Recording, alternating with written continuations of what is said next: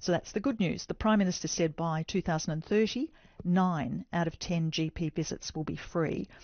The government's also bringing in a new bulk billing practice incentive program, and that means that 12.5% incentive payment to be split between doctors and practices that sign up for it.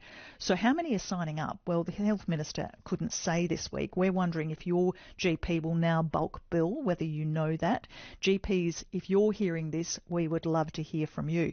Our first port of call, though, to talk about this today is Dr Kyle Hoath, who is the President of the AMA here in WA. Kyle, thanks so much for coming on today. My pleasure, Geraldine. I just want to know what you're hearing from your members, because we had an off-air conversation yesterday with a GP in a regional area, and the indication there was that no, they did not think this was feasible and they would not be taking this up.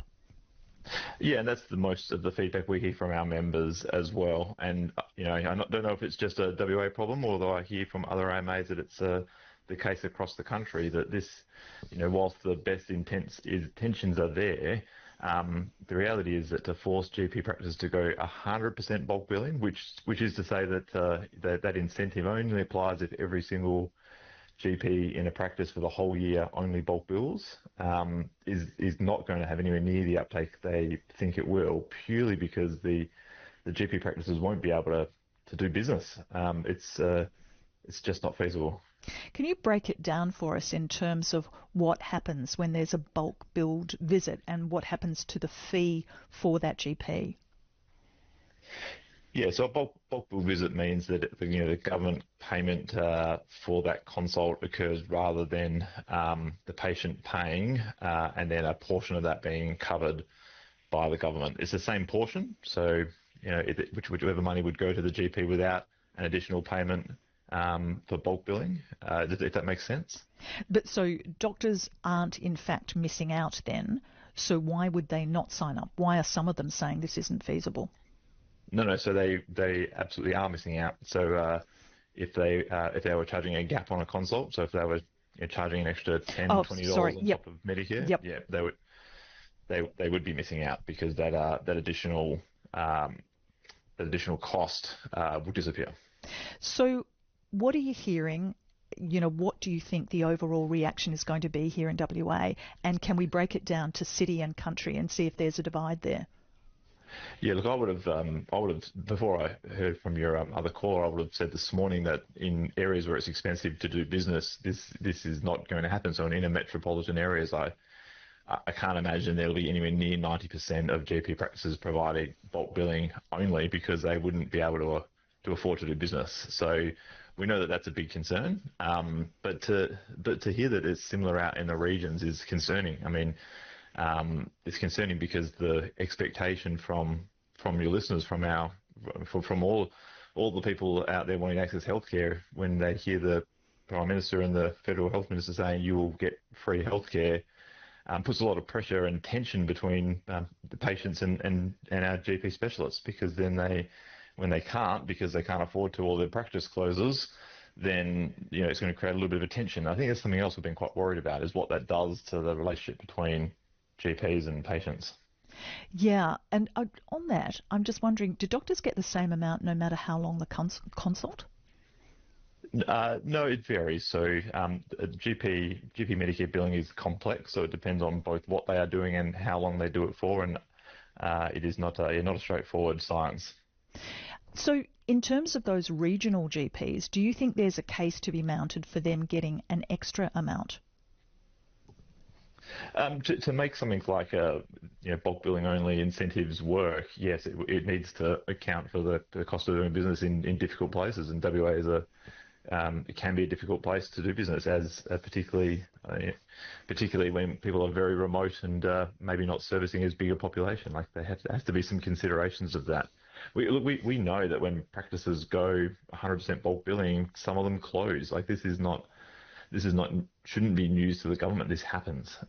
Being forced to go 100% bulk billing will cause some practices to close. And I think that's a part that felt tone deaf to me from the Health Minister, was the mention of, we might have to use the stick, So he talked about the incentive as a carrot, but that if they had to, they'd use the stick. I mean, that will cause GP practices to close. That cannot be the right way to handle this.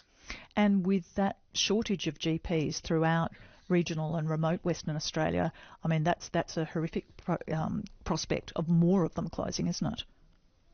Oh, yeah. I mean, it's a great way to see ramping numbers go up next winter and to watch wait lists blow out if we can't get people to their primary care positions, their GP specialists who are what keep them out of hospital, what keep them well.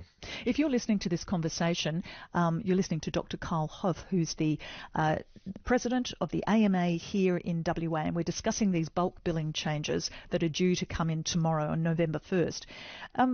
Kyle, you mentioned tone deaf. You said the minister was tone deaf. Do you think that there was a lack of consultation, or that they simply weren't listening in the consultation? Well, they certainly weren't listening in the consultation. I know that the federal AMA body put a lot of work and a significant campaign around what Medicare reforms for GPs might look like, and it had the same principle at heart, which is making access to care affordable for patients, whilst ensuring that GPs are able to continue to do business. And so the path the government has taken is not the one that aligns with the consultation that was done in the lead up to the election. So if they had been in line with the consultation, what would the new changes have looked like, ideally?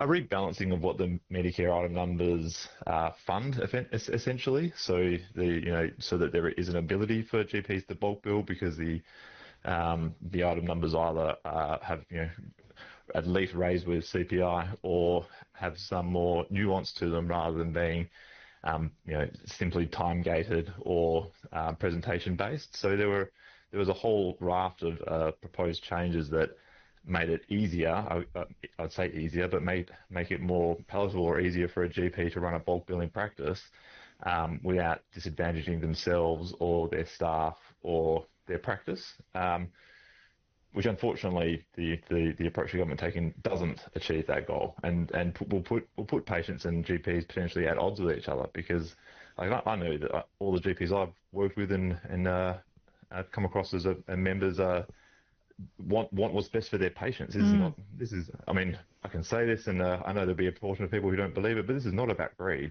GPs and all doctors genuinely want to make sure that patients can access care, but this won't achieve that if it causes clinics to close. And I think that's the part that really doesn't make much sense to me. I mean, again, the threat of using the stick to force people to do this is a disastrous approach to reforming health. Is there a risk in all of this that doctors are going to churn through patients rather than spend quality time with them?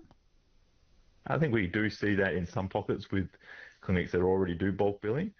There's a perverse incentive where if you are doing very, very quick consults, you get more consults in, and so you may do better than the family GP or GP specialist that'll spend a considerable amount of time with you, listening to your problems and complexities and helping you navigate the health system. And so, there's no incentive to do that in a purely bulk billing system without any kind of reform of those Medicare item numbers. So, yeah, I do. We already see that. The concern is we might see more of that. So, Kyle, if you were giving the government a score out of 10 on their changes to bulk billing after this consultation, what would it be? I will say it's a big dollar value number, and we love seeing that spent on health because we want to see the health of our nation improve. So I can't give them a 0.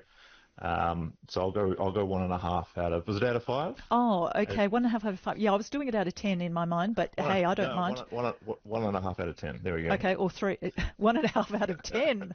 Oh, can you repeat that for me?